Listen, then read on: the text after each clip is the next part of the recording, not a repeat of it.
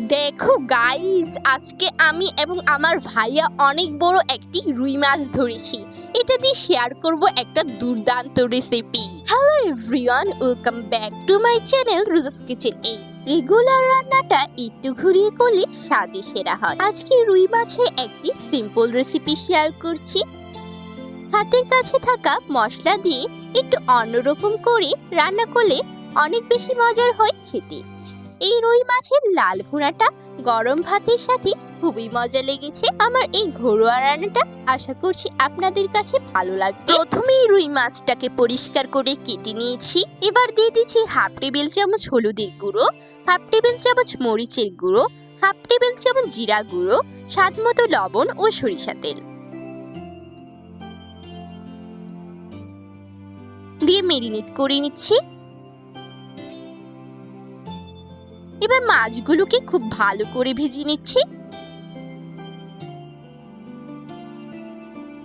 ভাজা হয়ে গিয়েছে, এখন তুলে রেখে দিব।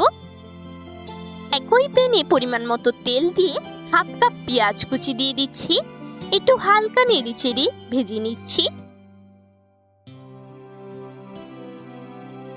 এখন দিয়ে দেব সামান্য আস্ত জিরা, হাফ টেবিল চামচ রসুন বাটা, হাফ টেবিল চামচ আদা বাটা, হাফ টেবিল চামচ পেঁয়াজ বাটা দিয়ে নেড়ে চেড়ে নিব।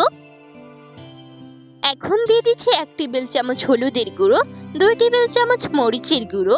এখন সামান্য পানি দিয়ে কষিয়ে নিচ্ছি।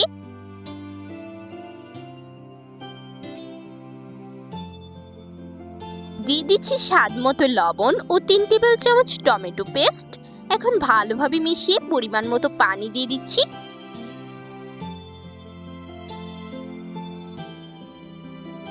এখন মাছগুলো দিয়ে দিচ্ছি।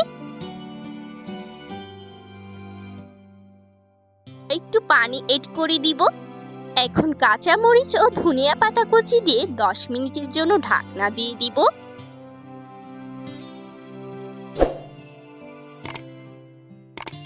দশ মিনিট পর ঢাকনা খুলে নিব। দেখুন এর কালারটা কত সুন্দর হয়েছে। তো রেডি হয়ে গেল মজাদার রুই মাছের লাল ভুনা। আপনারা এর কালারটা দেখেই বুঝতে পারছেন এটা কতটা পারফেক্ট হয়েছে।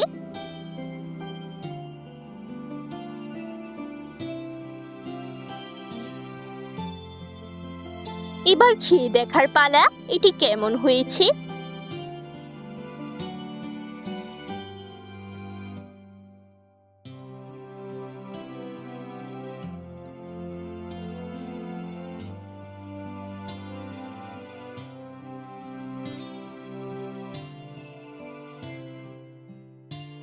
এটা খেতে সত্যিই অসাধারণ হয়েছে, ভেতর থেকে খুবই জুসি হয়েছে।